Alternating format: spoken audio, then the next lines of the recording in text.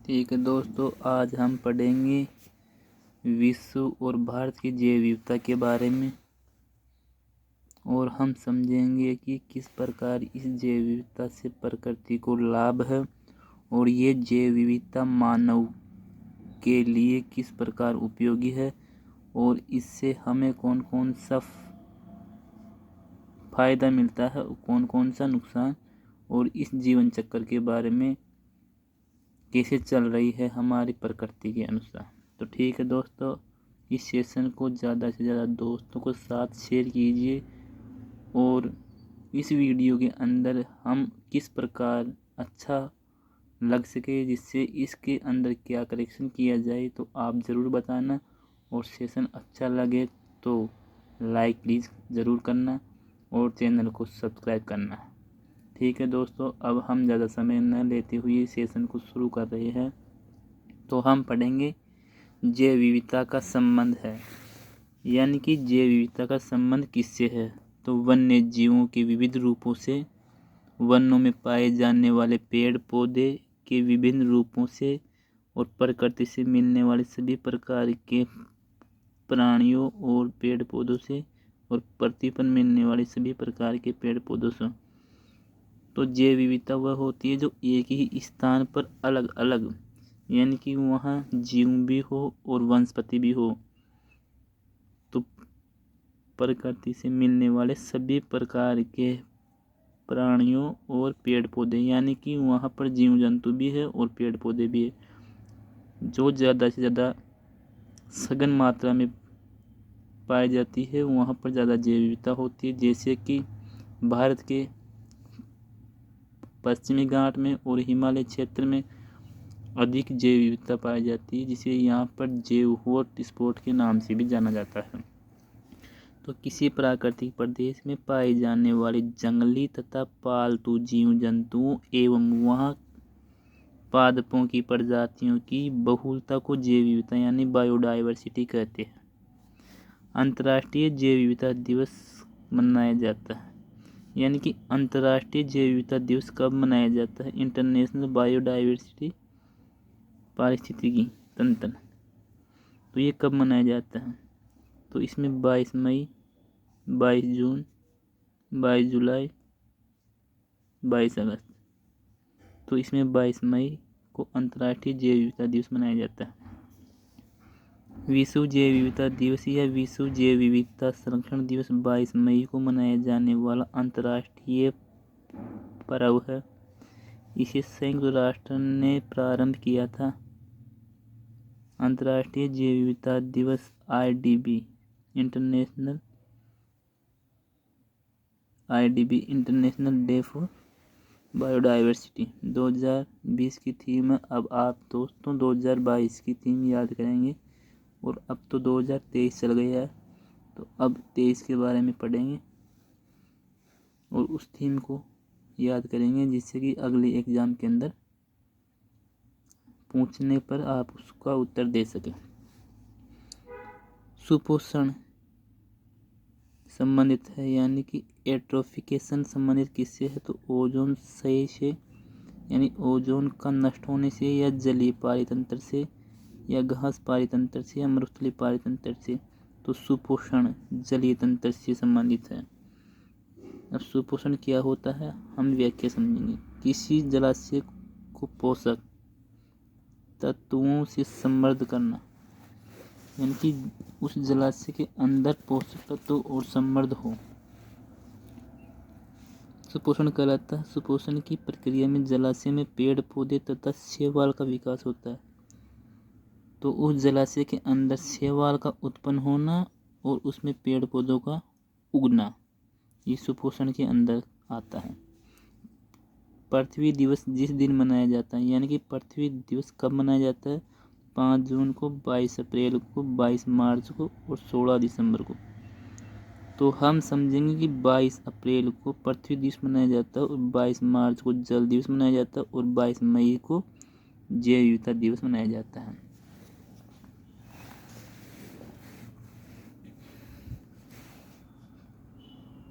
पृथ्वी दिवस 22 अप्रैल को दुनिया भर में पर्यावरण संरक्षण के लिए समर्थन प्रदर्शित करने के लिए आयोजित किया जाता है। इसकी स्थापना अमेरिकी सीनेटर जेराल्ड नेल्सन ने 1970 में एक पर्यावरण शिक्षा के रूप में की थी। विश्व पर्यावरण दिवस प्रतिवर्ष मनाया जाता है। यानी कि पर्यावरण दिवस कब मनाया जाता है? तो दोस्तों इसके बारे में तो आपको पता ही होगा कि विश्व पर्यावरण दिवस कब मनाया जाता है। फिर भी जिसको याद नहीं है वो एक बार ज़रूर देखे। पहला ऑप्शन है 25 दिसंबर, दूसरा 27 जनवरी, तीसरा 5 जनवरी, चौथा 14 अप्रैल। तो 5 जून को विश्व पर्यावरण दिवस प्रतिवर्ष मनाया जाता है। विश्व पर्यावरण दिवस प्रतिवर्ष 5 जून को पर्यावरण की सुरक्षा और संरक्षण हेतु पूरे विश्व में मनाया जाता है। इस दिवस को मनाने की घोषणा संयुक्त राष्ट्र ने पर्यावरण के प्रति वैश्विक यानी पूरे विश्व को स्तर पर राजनीतिक और सामाजिक जागृति लाने हेतु वर्ष 1972 में की थी। विश्व पर्यावरण दिवस 2020 की थीम जैव विविधता है। आने वाले एग्जाम के अंदर जिस वर्ष में मनाया गया उसके बारे में पूछेंगे तो आप उस वर्ष की थीम के अनुसार याद कीजिए। सन 2013 में विश्व पर्यावरण दिवस पर क्या नारा दिया गया था? तो इस क्वेश्चन को करंट से संबंधित याद करेंगे। तो 2013 में विचारिए, खाइए और बचाइए, ये थीम थी, ये नारा था इसका। खाइए, विचारिए, खाइए, बचाइए। अब IUCN का विस्तार यानी कि IUCN की फुल फॉर्म, तो इसको ज़रूर याद रखिए दोस्तों। तो इसमें पहला ही ऑप्शन सही हो जाएगा, international union for conservation of nature. यानी कि इंटरनेशनल यानी विश्व, यूनियन यानी संगठन, एक संघ, फॉर यानी के लिए, कंजर्वेशन संरक्षण ऑफ नेचर प्रकृति के लिए संरक्षण, संसार में एक संघ। तो international union for the conservation of nature and natural resources, international union for the conservation संरक्षण of nature and natural resources. IUCN की स्थापना 1948 में स्थापित यह पर्यावरण संरक्षण से संबंधित अंतर्राष्ट्रीय संगठन है जिसका मुख्यालय मोरगस, स्विट्जरलैंड में है। IUCN का मुख्यालय कहाँ है? मोरगन, स्विट्जरलैंड में है। और स्थापना कब की गई? 1948 में। यह संस्थान रेड डाटा बुक का प्रकाशन करता है। इसमें संकटापन्न प्राणी व पौधों की जातियों के विषय में जानकारी प्रकाशित की जाती है। यानी कि रेड डाटा बुक में किसका बारे में जानकारी मिलती है? तो इसमें संकटापन्न प्राणी व पेड़ पौधों की जातियों के बारे में जानकारी मिलती है। अंतर्राष्ट्रीय स्तर पर वन्य जीवों की सुरक्षा हेतु संस्था कौन सी है? तो पहला ही ऑप्शन सही होगा, IUCN। और IUCN की फुल फॉर्म याद रखेंगे और इसकी स्थापना।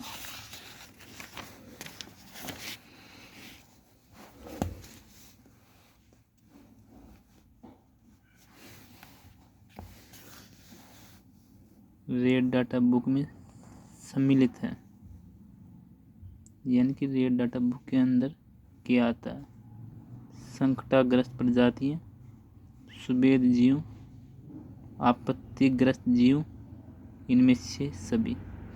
तो रेड डाटा बुक के अंतर्गत जो संकट है उसके अंदर यानी कि जिस पे संकट मंडरा रहा हो, जैसे पेड़ पौधे, पादप या जीव जंतु, जानवर, तो उसका नाम इस रेड डाटा बुक के अंतर्गत लिखा जाता है।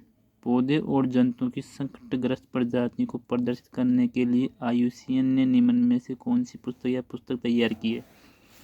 तो श्वेत data book, red data book, नील डाटा बुक, इनमें से कोई नहीं। तो इसमें रेड डाटा बुक संकटग्रस्त प्रजाति को प्रदर्शित करने के लिए तैयार की गई है। कीवी क्या है? तो ऑस्ट्रेलिया का सबसे तीव्र गति से उड़ने वाला कायरोप्टेरन स्तनी गिद्ध की एक प्रजाति जो केवल अमेजन के जंगलों में पाई जाती है। उड़न अक्षम पक्षी जो केवल न्यूजीलैंड में पाया जाता है। एक रेगिस्तानी सर। तो इस क्वेश्चन के भी बारे में अधिकतर विद्यार्थियों को मालूम होगा, क्योंकि जब आप मैच देखते हैं तो जब न्यूजीलैंड का मैच होता है तो उस बारे में कमेंट्री के अंदर कीवी बोला जाता है। तो ये उड़न अक्षम यानी कि जो उड़ने में अक्षम है उस न्यूजीलैंड में पाया जाता है, एक बर्ड का नाम है। तो कीवी जो न्यूजीलैंड में पाए जाने वाला एक पक्षी है, यह न्यूजीलैंड का राष्ट्रीय पक्षी है। यह न उड़ सकने वाले पक्षियों में से सबसे छोटा पक्षी है।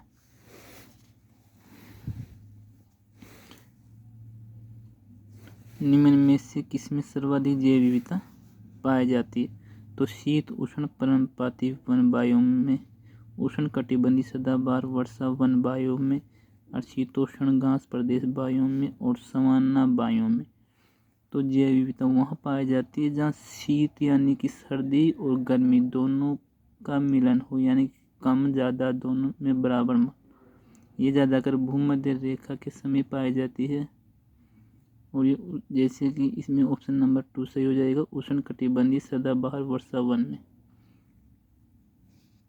तो उष्ण कटिबंधीय वर्षा वन जैव विविधता उष्ण कटिबंधीय वर्षा वन में सबसे समृद्ध है, क्योंकि अनुकूल परिस्थितियों के कारण प्राणियों और जीव जंतुओं वनस्पतियों का इतना अधिक विकास हुआ कि इसे जैव विविधता का भंडार कहा जाता है।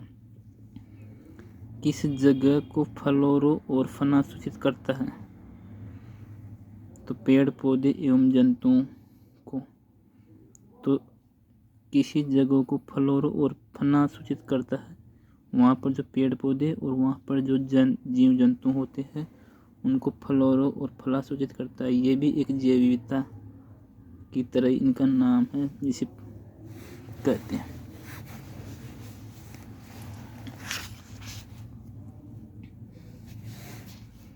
वनस्पति। अब वनस्पति को फ्लोरा नाम जानते हैं। तो एक विशेष क्षेत्र में या विशेष समय में प्राकृतिक रूप से पाए जाने वाले स्वदेशी पौधे होते हैं, अर्थात प्राकृतिक वनस्पति। जीव यानी वनस्पति को तो फ्लोरा कहते हैं और जीव को फौना कहते हैं। किसी भी भौगोलिक क्षेत्र के स्वदेशी जानवरों का एक समूह है। सामुद्रिक कच्छपों यानी समुद्री कच्छपों को जीवंत और जीवाश्म कहा जाता है। क्यों कहा जाता है?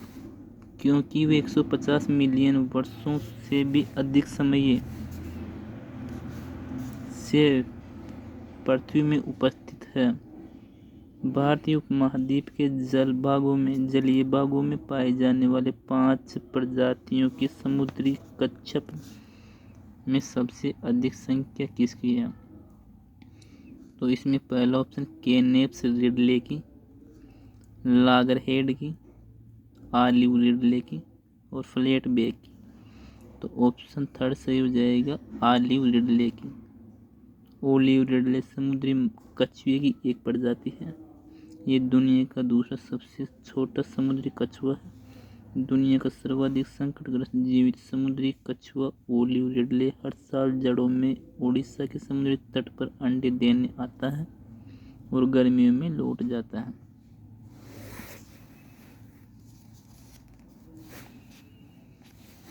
ओजोन परत के नष्ट होने का मुख्य कारण क्या है? यानी कि ओजोन परत किससे नष्ट हो रही है? तो क्लोरोफ्लोरोकार्बन से, दूसरा कार्बन डाइऑक्साइड से, तीसरा सल्फर डाइऑक्साइड से, चौथा अमोनिया से। तो इसमें पहला ऑप्शन सही हो जाएगा, क्लोरोफ्लोरोकार्बन से। समुद्र तल से 15 से 55 किलोमीटर ऊंचाई के वायुमंडलीय भाग को ओजोन मंडल कहते हैं। यानी कि धरती से 15 किलोमीटर तक तो स्थल मंडल से सौर मंडल होता है, तथा उसके बाद में 15 से 55 किलोमीटर की ऊंचाई तक ओजोन मंडल होता है।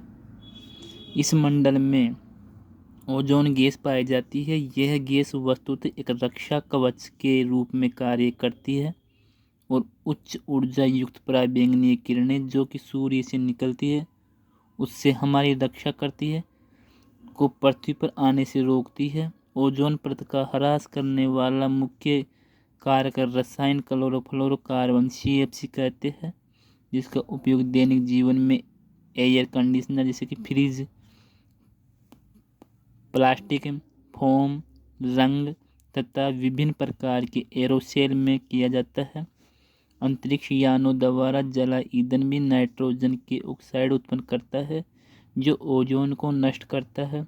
16 सितंबर को विश्व ओजोन दिवस मनाया जाता है।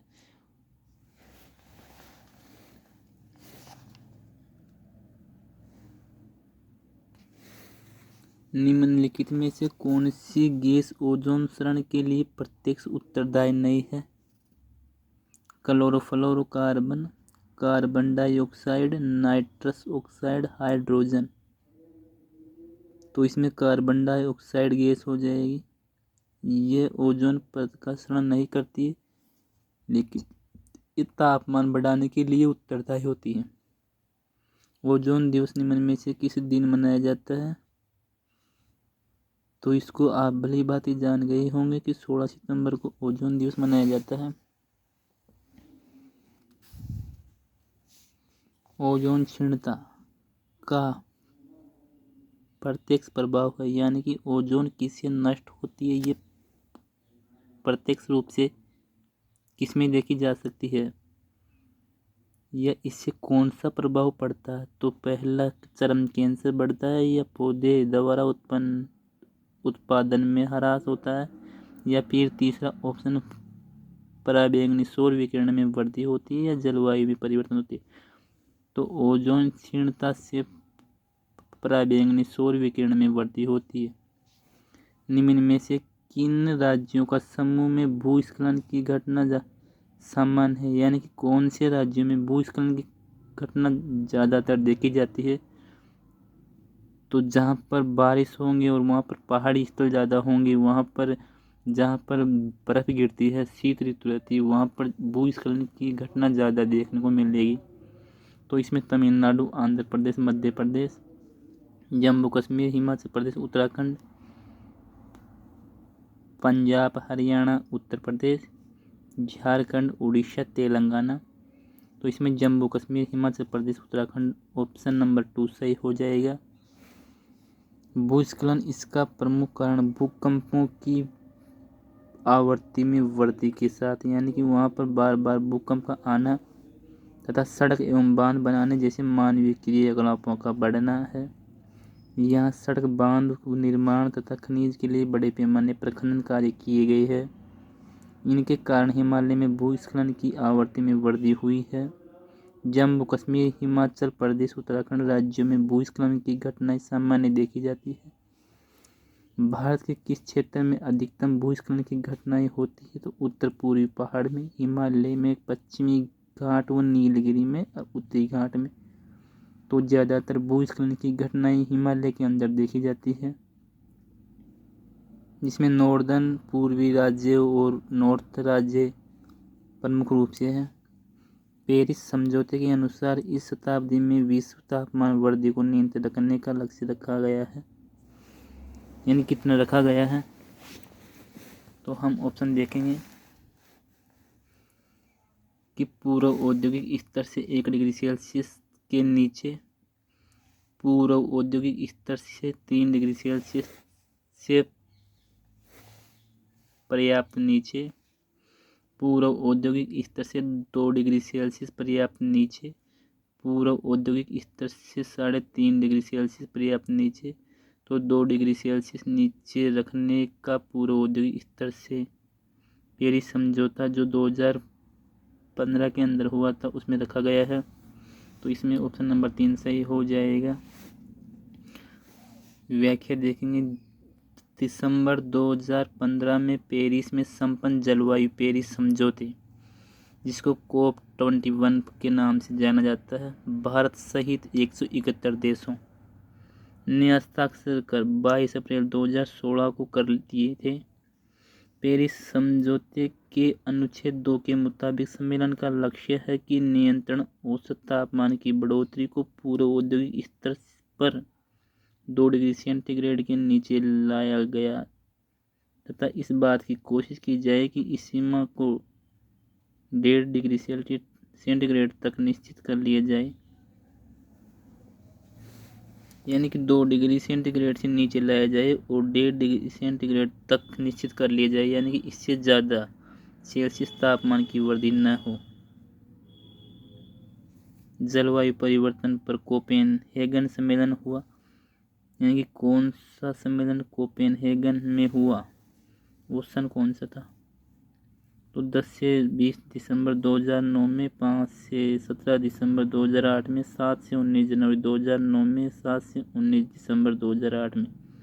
तो 7 से 19 जनवरी 2009 को जलवायु परिवर्तन पर कोपेनहेगन में सम्मेलन हुआ। 2009 में कोपेनहेगन में सम्मेलन हुआ किस पर? जलवायु परिवर्तन पर। जलवायु परिवर्तन समझौते यानी जिसे COP15 का आयोजन कोपेनहेगन डेनमार्क में 7 से 19 दिसंबर 2009 को हुआ और उसके 6 साल बाद में पेरिस में हुआ। ग्लोबल वार्मिंग और जलवायु परिवर्तन की रोकथाम पर केंद्रित अंतर्राष्ट्रीय सम्मेलन दिसंबर 2009 में हुआ। कहाँ पर हुआ? कोपेनहेगन में।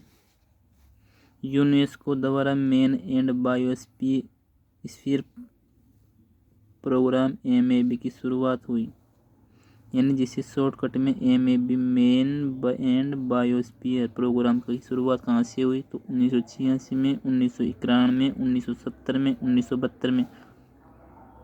तो यूनेस्को द्वारा मैन एंड बायोस्फीयर प्रोग्राम की शुरुआत 1971 में की थी। यहाँ पर 1970 है, इसलिए इसका आंसर रॉन्ग माना और इसमें 1971 होगा।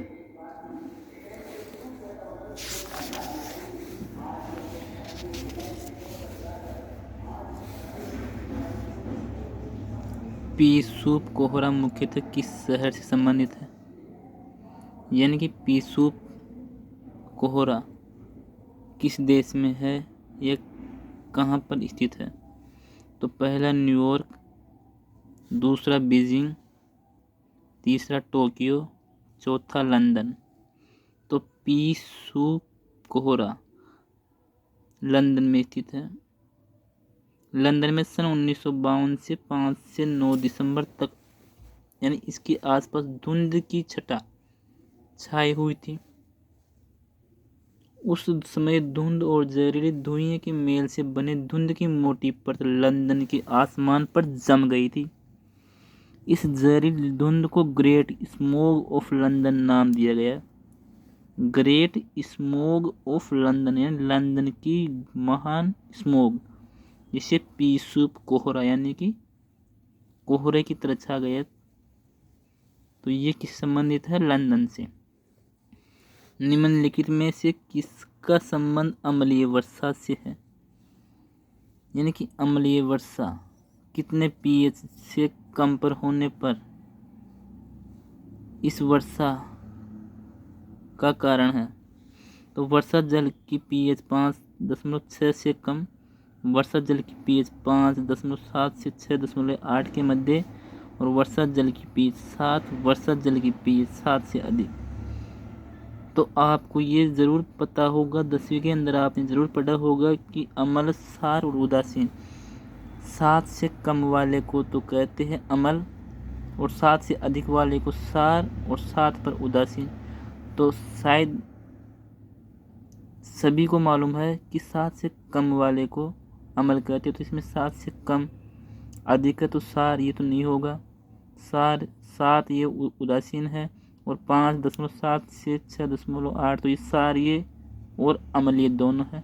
तो इसमें 5.6 से कम, तो ऑप्शन नंबर 5 सही हो जाएगा। अम्लीय वर्षा को काली वर्षा भी कहते हैं, क्योंकि यह वातावरण में सल्फर डाइऑक्साइड तथा नाइट्रोजन ऑक्साइड की अधिकता के कारण होती है। यानी कि अम्लीय वर्षा किस कारण होती है? सल्फर डाइऑक्साइड SO2 तथा नाइट्रोजन ऑक्साइड NO2 की अधिकता के कारण होती है। अम्लीय वर्षा में सल्फ्यूरिक अम्ल H2SO4 तथा नाइट्रिक अम्ल HNO3 तथा कार्बोनिक अम्ल CO3 जल में घुलकर अम्लीय वर्षा के रूप में ये पृथ्वी पर गिरते हैं। अम्ल वर्षा से संबंधित जल का pH मान 5.5 से 2.5 के बीच हो जाता है। pH का तटस्थ मान 7 होता है। तटस्थ का मतलब यानी कि उदासीन मान 7 होता है। इससे कम मान अम्लता तथा अधिक मान क्षारीयता का प्रतीक है। वर्षा जल की कौन सी pH प्रास अम्लीय वर्षा का सूचक मानी जाती है? 5.6 से कम, 7 से अधिक, 6.2 से 6.9 के बीच और 8.2 से 12 के बीच। तो अम्लीय मान 5.6 से कम यानी कि 7 से कम होने वालों को ही अम्लीय वर्षा होगी। तो इसमें ऑप्शन नंबर फर्स्ट सही हो जाएगा। ये 6.9 ये कम से कम, 7 के लमसम पूछ गया तो ये नहीं होगा। 5.6 से कम ये अधिक सारी अम्लीय होगा। सॉरी। क्योटो प्रोटोकॉल का संबंध निम्नलिखित में से किससे? तो क्योटो प्रोटोकॉल ये है, एक आर्थिक सहयोग है, या फिर निशस्त्रीकरण, या भूमंडलीय उष्मीकरण को कम करने हेतु, या फिर आतंकवाद को रोकने के लिए। तो आपको क्योटो प्रोटोकॉल के बारे में पता न होकर आपको इसको ये तो पता होगा कि क्योटो एक देश है जो जापान में स्थित है। तो इसमें ऑप्शन नंबर थर्ड सही हो जाएगा, भूमंडलीय उष्मीकरण को कम करने के लिए।